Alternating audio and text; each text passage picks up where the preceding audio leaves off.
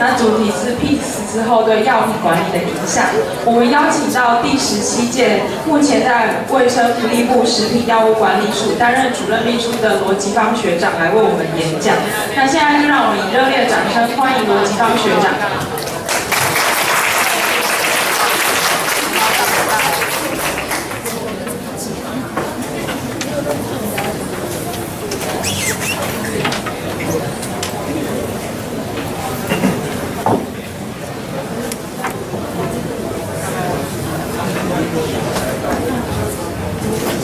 好，我是药研系17届罗吉芳，那很荣幸今天能够回到母校来这个专题演讲。那真的是开始要说，老师各位同学，在座的有很多是我36年前的老师所以真的是很荣幸今天能够回来这边跟学弟学妹报告这一部分那因为的确。在刚才李明星组长已经有报告了有关 PICS GMP 的一个成果那刚才我也要说明一下，他刚才讲到这个我们国内台湾加入 PICS 这件事情是一件非常困难的事情，但他没有把讲困难的地方讲出来他困难的地方他有讲到就是法规的部分，的确法规是非常的重要当时87年要加入的时候，第一关就过不了。为什么？法规里面特别强调，在 inspector 去查厂的过程中，如果发现有问题的时候，可不可以当场关厂？可不可以勒令关厂这件事情？没有，在药事法里面没有这一条，没有办法当场关厂，因为执行这个 GMP 的部分是由地方卫生局在执行，是由他下达关厂的命令，所以这个部分。在药事法里面没有入法，所以当时要加入 PICS 就是做梦，绝对加不入。所以在这次能够加入是在修药事法92条，就是在有重大的程序不合的时候，可以去做关厂的动作，所以有这个法源92条。那刚才如果在前面那一场的听那个演讲的时候，就会看到。当时有来法国主审 PICS 来台湾做实地查核的时候，就在6月8号的时候，就是那时候是通过3读通过92条，所以那个92条那一条要通过的时候，王经理要敲那个锤子的时候，那个法国的主审我们马上就把那个画面打出来了，立法院的那个打出来给他看，然后这一条就通过了，哇！所以他非常爽，他说：“哎，这个国家还配合的刚好，我来查核的实地查核的时候，法规也都通过了，所以这个是非常重要的一个在法规面的部分，所以这一条通过以后，也才能够很顺利的加入这个 PICS， 所以在那一年的11月101年的11月就加入。”所以这个是不大容易那当然，封管组是少了一个病字旁少了一个病字旁。封管组这个红控，其实他们都是很卖命的，真的是加了病字旁，真的是很疯狂好不容易把这个加入 PICS， 那加入 PICS 以后，当然就是说我们希望能够我们的这个产品能够透过这样的入会之后，能够销到国外去当时我们的想法就是这样，因为可以跻身到国际的这个水准，这样才有办法竞争。那另外一方面就是我们的对面号称是祖国的我们的祖先的国家，他说要进来，因为他不是 PICS 国民待遇，所以他就不能进来，所以这样也可以阻绝于境外这是跟我们在这个药品的这个规范的时候是有这样的一个条件所以我今天来讲就是在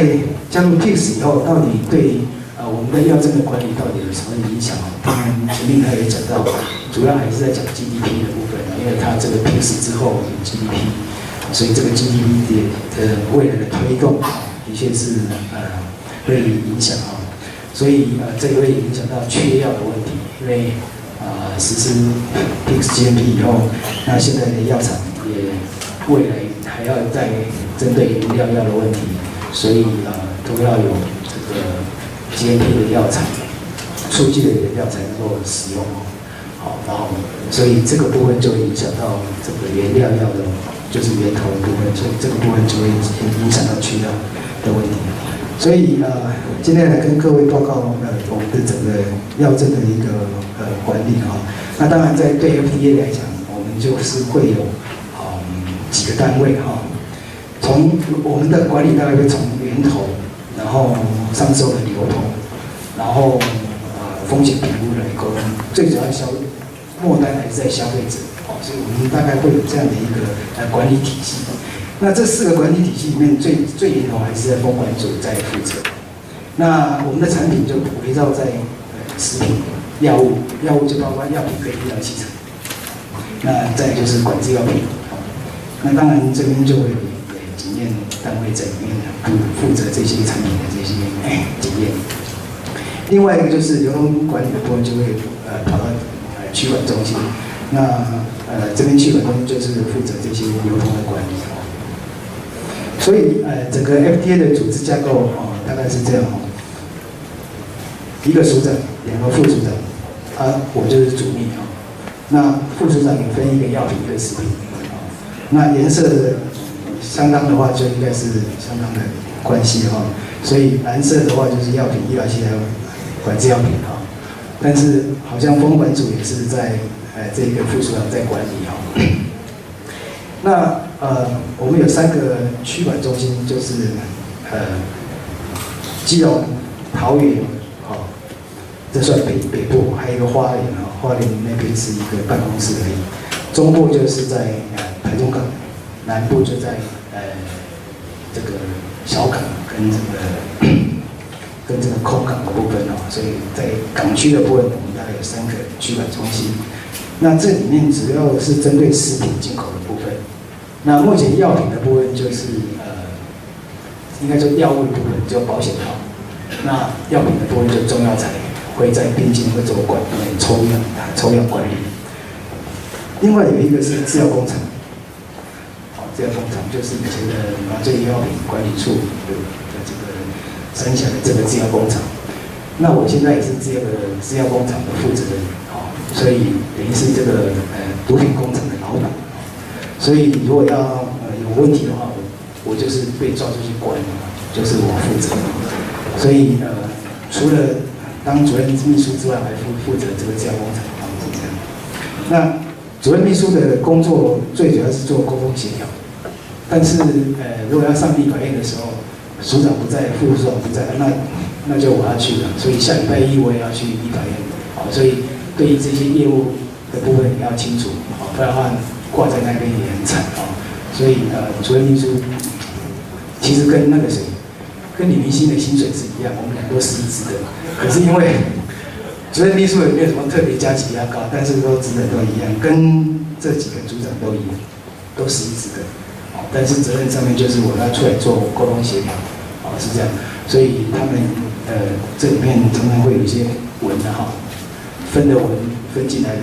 文进来了以后就会这好像是药品组的，这好像是食品组的，就会到我们这边来做排比，然后再来分发所以我大概是做这些的工作大概是这样。所以今天很荣幸能够到这边来跟各位报告，大概整个我们的管理面大概是一个情形。那所以在我们的管理的部分，大概第一个还是围绕到消费者保护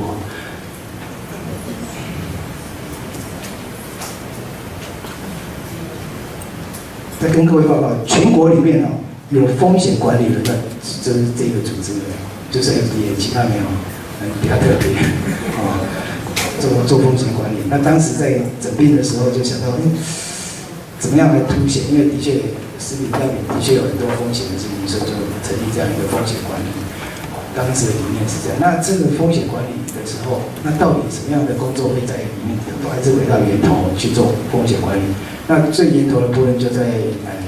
就是在药厂的部分，是这样。当时是这样。当时工作还不是只有做药厂的，是说 GMP 药厂。可是这时候就把 GXP 全部都报在，可是他们组就会非常反弹，因为你把所有的 P 都给他，他就真的会是变成病字旁的那个风所以后来大概现在分工大概只有跟 GTP 跟 GCP 在给他们做哈，其他的部分还是回归到区管去做。那所以我们的工作理念还是回到主轴，还是在消费者保护哈。那当然我们在对业者在这些法规建设的时候，也是来不要让这个产业不要有这个绊脚石的情形啊。所以整个在 FDA 变成管理署的条件，就是除了它第一个它是做规划政策的规划也有行也有必须要做政策的执行是这样。所以署这个字这个名字的话，大概就是有这两个工作项目，一个是规划，一个是执行。不像以前的局的话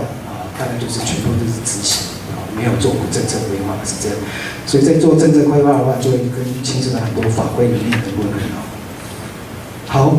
那接下来就跟各位说明药品的定义，这大概大家都知道，就依照药事法第6条，药品的定义就是包括原料跟制剂。那当然我们会提到，就是这药品主要就是在药品收载那不在药品收载的话，就是可以治疗诊断、治疗、减轻这些的药品不算。另外一个是足以影响身体结构、身体机能的药品。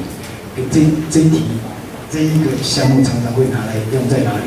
就是把管的 analog、Cialis 的 analog 全部都会是列入这个，因为它在药典上面都没有，因为它是类原物，可是它是足以影响身体结构、身体机能的药品，所以它还是算是伪药。如果来未经许可擅自制造的话，还算是伪药。所以 analog 都会落入这一个。那药品的部分大概会分新药。还有学名药跟原料药哈。那新药的部分大概有什么新疗效复方新使用途径这些都算是新药这也是经过修正之后的一个药品的一个定义像新使用途径，像说尼古丁的贴片这就是 patch， 这都是属于一个新的途径那当然新剂型、新剂量，这也是算是一个新药的一个定义好，那药品的管理当然是在最早还是发生了一些事故所以对药对这个药品才会进行更强制的管制这也都是有一些历史最早大概就是萨博米纳买这样的一个药品。当时用在这个儿童使用的时候，加了这个第一剂SM glycol， 所以造成了107人的死亡所以这就是误用的这个原料药这个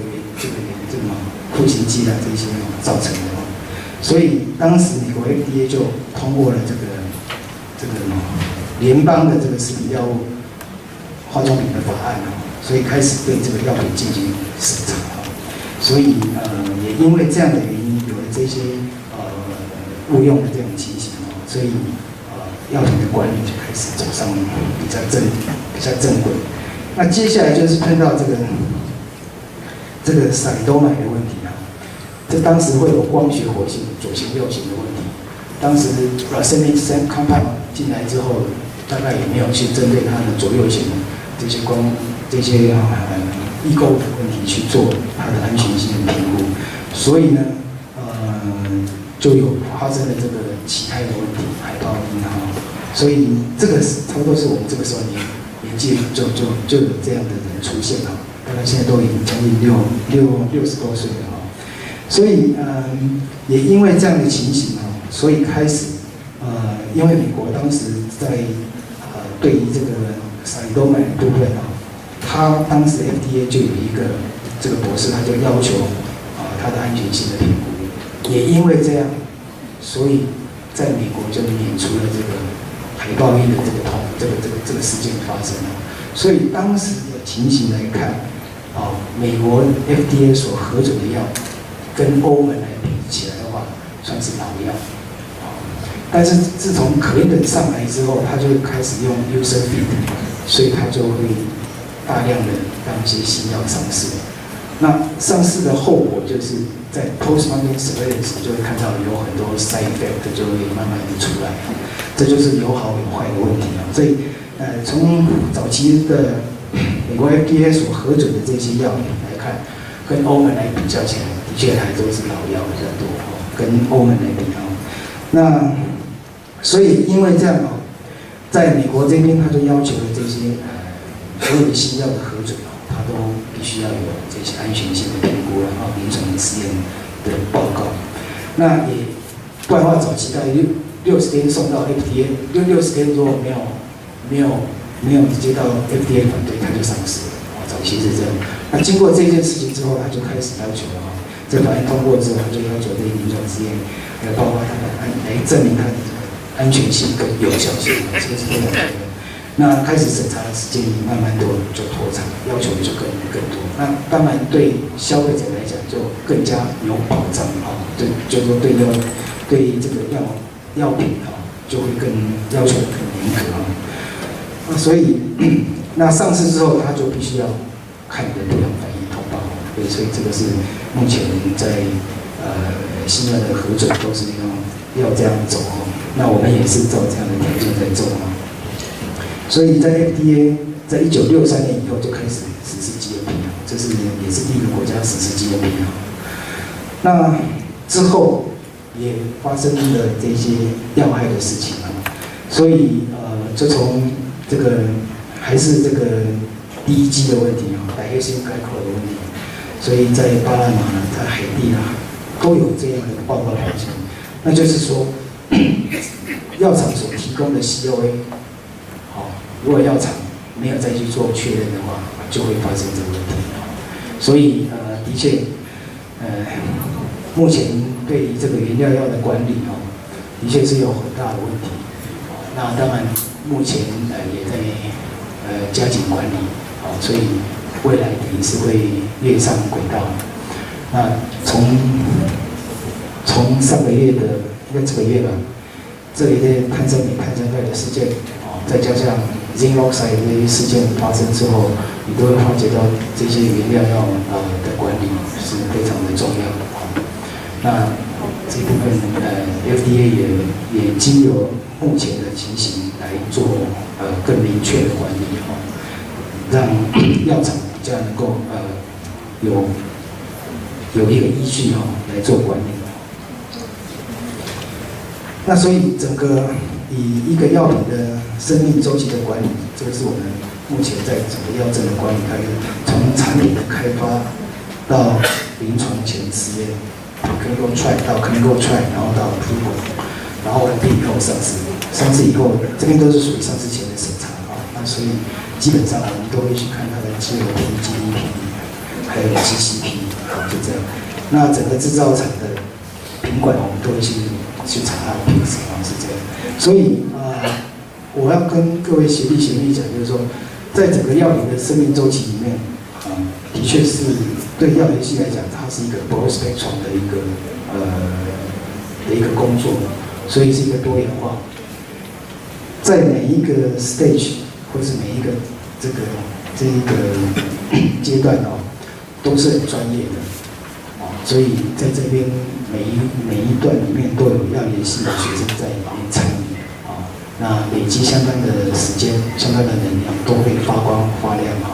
所以对药理系的学生来讲，的确是非常有很多的这个机会去从事不同的方向当然，跟我们36年前以前来比的时候大家都往这个 sales 都做 post marketing 的部分去做药商这些。所以我当时进药检局的时候的薪水是12000，可是外面的薪水是3万多块，所以当时进药检局的时候是往钱少的地方跑，这是很突兀的情形所以的确是这样，但是也经过30几年之后在 FDA 才能够干到这个位置来所以但是这个过程里面就是说的确是可以让大家可以去分享一下，就是说每一个部分都是药理系都可以参与，都很专业是这样。接下来就是药品的这些流通的管理那当然在目前会推的这些GDP就是从药厂到药商、到医院这一块是未来要去推的。就说当你做的药品做了半死，品质维持的那么好，可是经过这个物流业者在送的时候，这个温度没有控制好，或者这一些的时候都会有一些问题。所以的确，如何维持到医院诊所、到病人、到民众这边的时候，都有一个非常好的一个品质，这样才能达到整个药品的这个品质这也是我们要推的一个方向是这样。那当然药师目前就是说在社区药局里面要做的事情就是做调剂。那调剂有两种，一个是药品的调剂，一个是身心的调剂。那身心调剂是我个人的，所以呢，药师照顾才是比较重要的。走出药局这个是未来整个目前的一个工作。因为我记得以前是肖美玲处长的时候，他那时候在推这个药师服务的时候，因为后来他也到国健署去当署长。那因为他本身就是公共卫生的背景，所以如果药师只是在做调剂这件事情的话，除了可以做身心调剂跟药品的调剂之外，其实他的贡献并不是很大。但是如果是去做药师服务这件事情，就可能是非常有意义而且以台湾整个药局的数目，大概可以跟 7-11的数目来比相比。那如果要有关政府的一些公共卫生要推动的时候，如果能够由药局来做promote的话，药师又是非常专业的一个人员来做这一块，会事半功倍这个是当时肖署长他的热心然后到了王惠国处长的时候，他也是认为是这样，因为社区药局本来就是一个好帮手应该是来做社区药局能够来做药师服务的这一块。那当然刚才提到的就是我们整个这个药品都是许可都是围绕在安全、有效跟品质上面那当然在刚开始的时候，都会去针对它的这一些CMC原料制剂的这一部分，都会去做它的审查，然后上市前会去做检验，品质没有问题了以后才会去才能够上市。所以这是整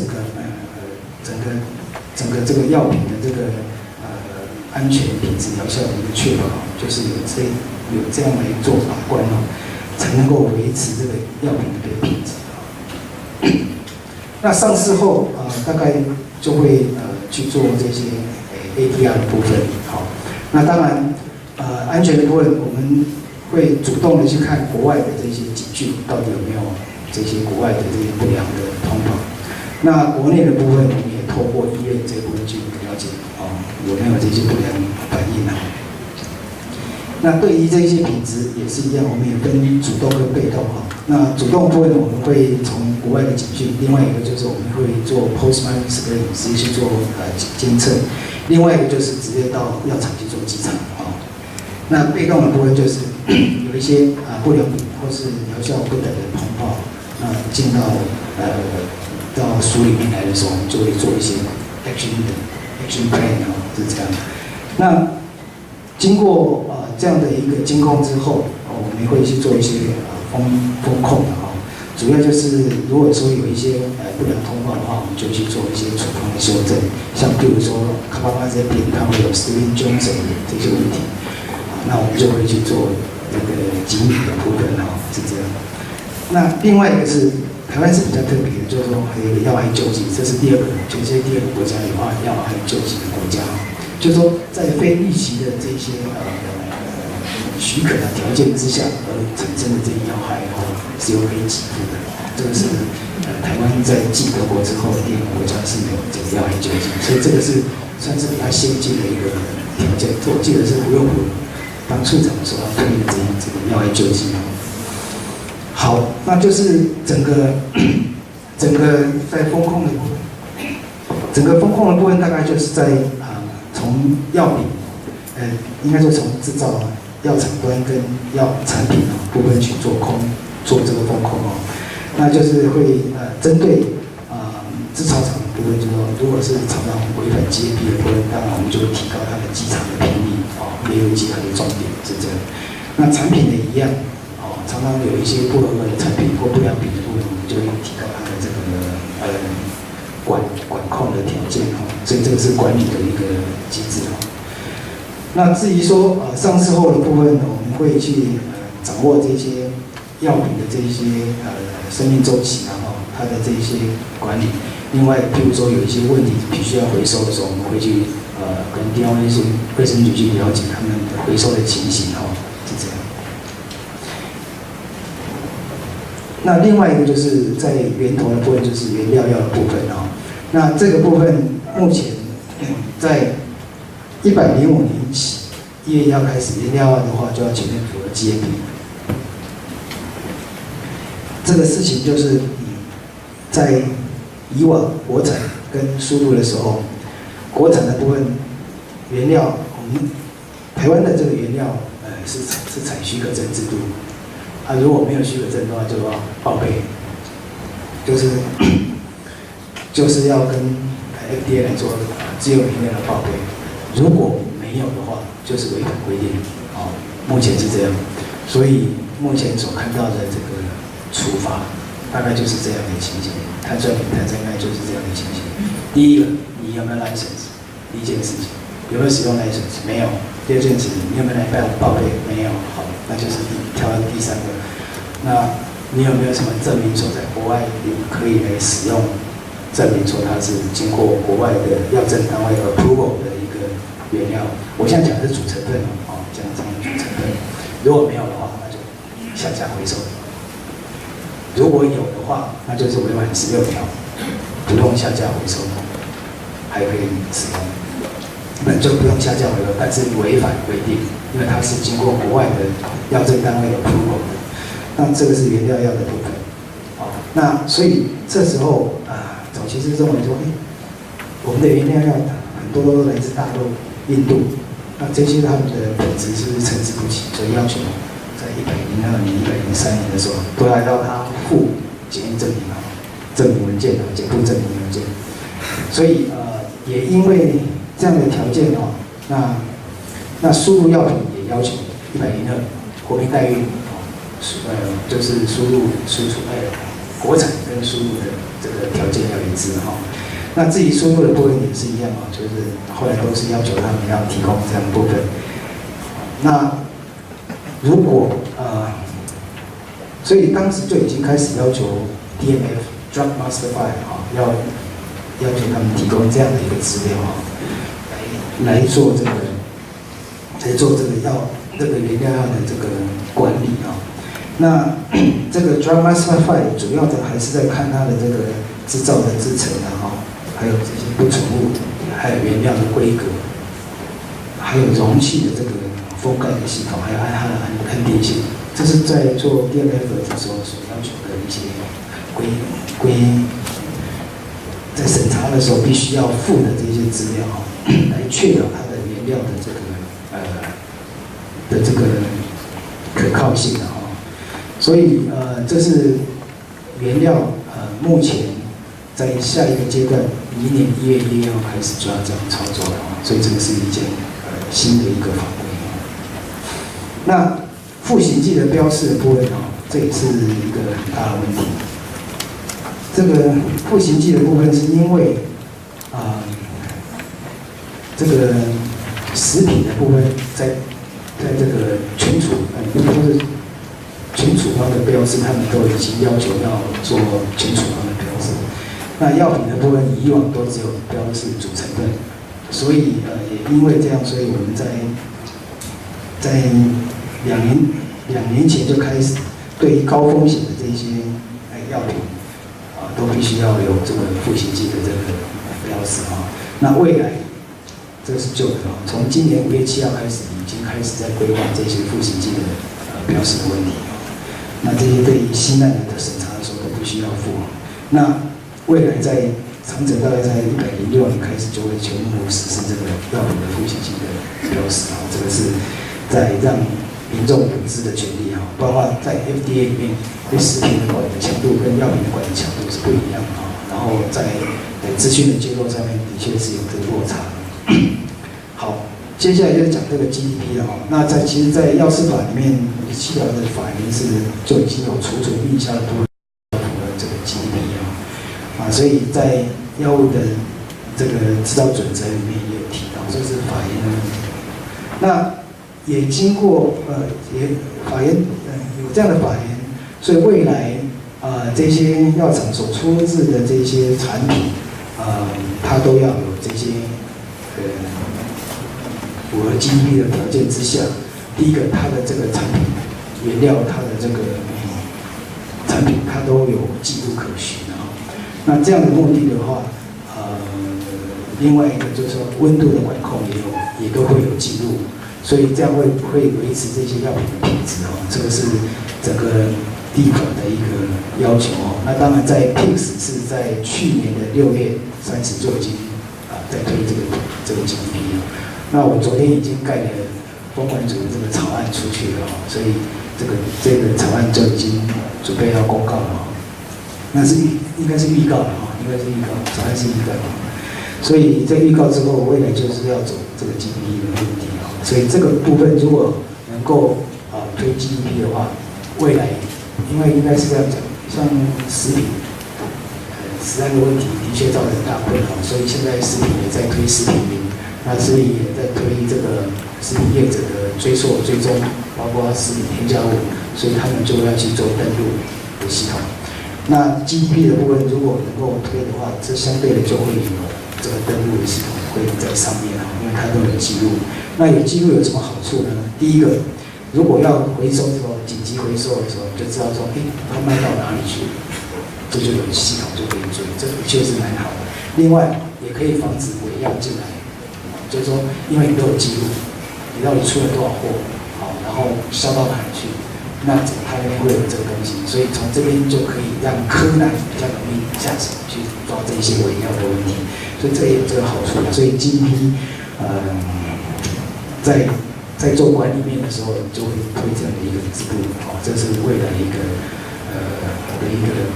工作。那接下来就是在讲到药师服务的部分。这个药师服务最主要还是在提到说，药师不是只有在做调剂而已，还可以做其他的功能来彰显这个药师的这个专业所以也可以结合社区药局来做。那当然会透过工会还有卫生局来整合。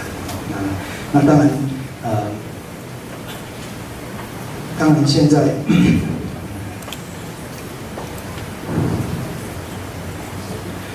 现在是在一个跨属的那个计划里面我们有一个计划，就是会透过这样的一个计划来提升社区药局的专业服务。在做什么？会跟国健署、会跟照护处来做弱势团体，或是这个糖尿病患者他的这些药师服务。这个是在目前有在做这样的一个工作。那所以今年大概会到300家这个卫星药局来做推这个药师服务的部分所以这个是在目前在做社区药局的时候会有这个更进一步的这些药师照顾的工作好，那当然在药师职业的环境里面当然我们看到就是未来在药局的管理的上面的部分，我们当然希望提升药局的服务品质能够将这个比较凌乱的这个药局的那个内容能够分类希望能够干湿分离保健食品跟药品要分开这些希望能够有一个比较好的一个管理。那人员要亲自执业，再就是要佩戴这个执照是这样。最重要的是不要没有处方贩卖处方药。这个部分，当然我讲这句话，在座的药师一定会非常不服，不大满意，说就没有处方释出，我要调什么？当然这部分就需要透过工会来跟部长来吵了哈。这才比较是一个正途了哈。那在我的记忆当中，他是希望能够部立医院能够有30%的处方释出，他有定 KPI。那未来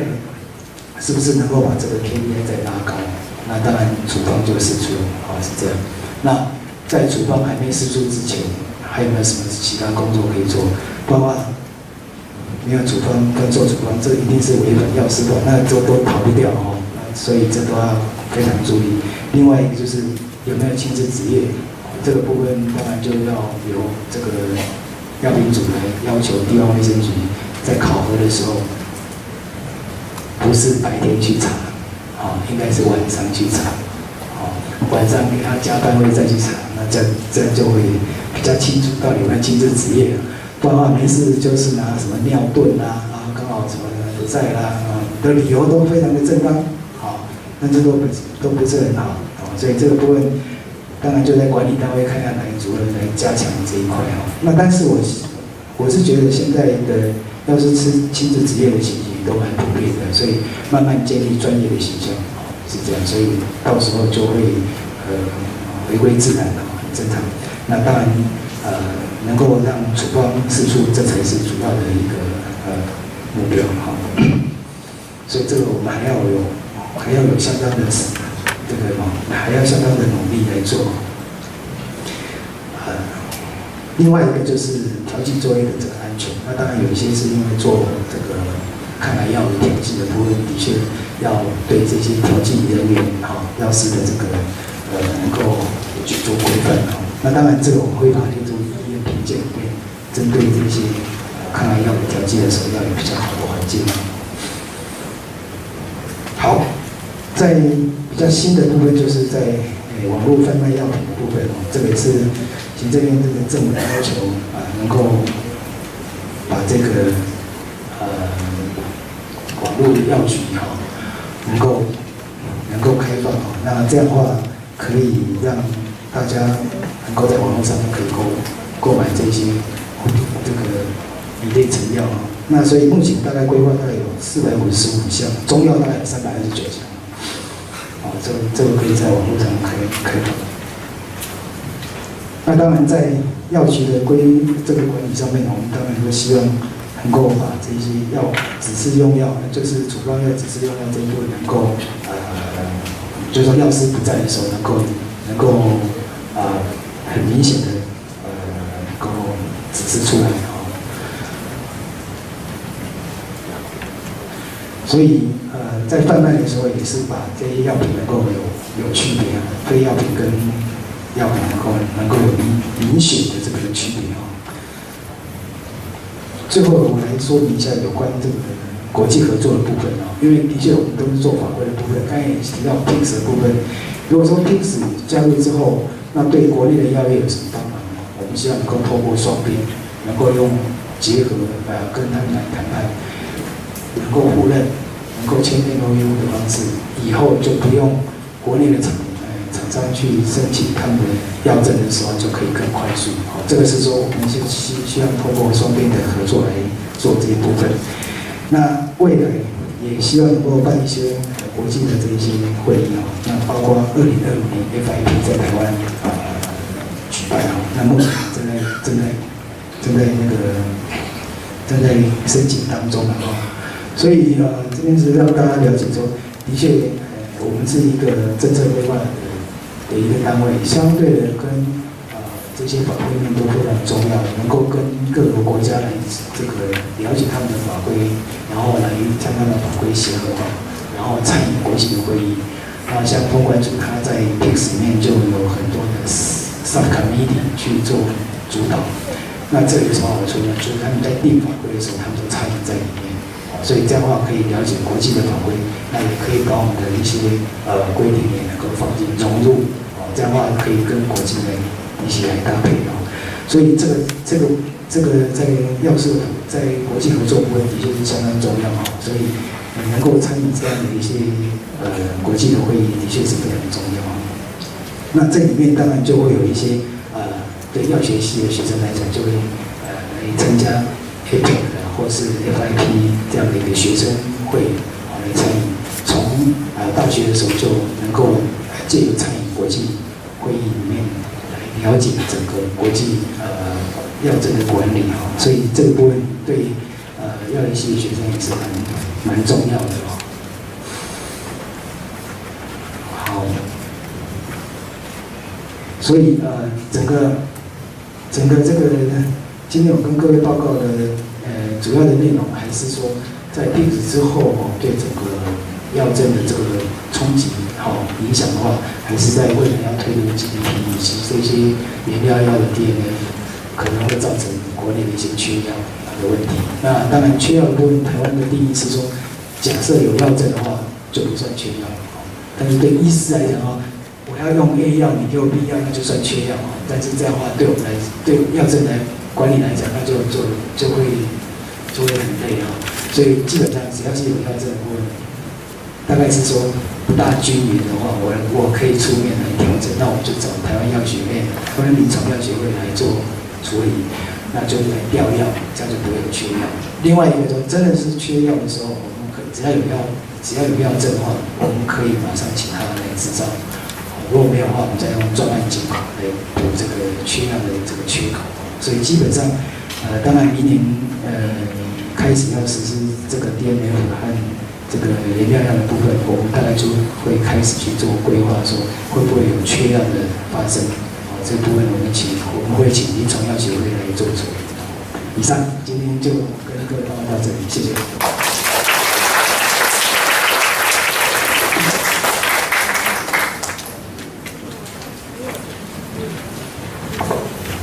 好，那我们谢谢罗吉芳学长带来这么丰富的演讲内容。那接下来呢，就是5分钟的 Q&A 时间。那请问一下，有人对就是有问题想要对学长发问的吗？学长，好，因为最近在外面在讨论，特别是1月1号那个所有的原料药还有建皮厂，我们有碰到很多的药厂在反弹，所以这个第一个，它这个有很多的时候，它的原料拿原料用建皮来做的话，就是说台湾的市场太小，要从国外进根本就拿不到，平常有听到这个。那如果这样子会造成很大的缺药，而且加上建皮厂的原料要进来，它的成本整个都提高了。那现在药厂常常有个反应说，他做一瓶的点滴药水，或者那个500cc的点滴，这样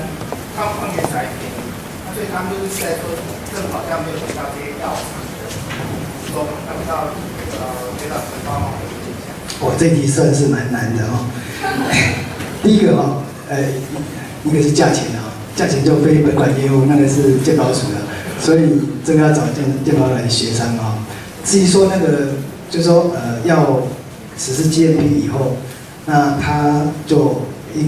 买不到这样的一个药，的确会发生。这个部分我们也的确是创一弹，说这样的情形发生的时候要如何来应对啊。所以目前也还在规划，看要怎么样来应对这一波，就是说。到年底之前，因为新的实施之后，大概会有这样的一个问题。那如果是个案的话，我们就会拿出来讨论；如果不是个案的话，那就变成供需的问题，是这样。大概会有这样来看它，因为不然的话，的确，实际上运作的时候，到底会发生什么问题，我们都还不是很清楚，是这样。其他各位同学还有没有什么问题？当然，我能答的我就答了，不能答的就比较困难。像说刚才那个价钱哦，价钱我听的太多了，像那个500cc的价钱比那一罐可乐还便宜啊，对不对？那人家花的心血那么多，差那么多，的确是真的是差很多。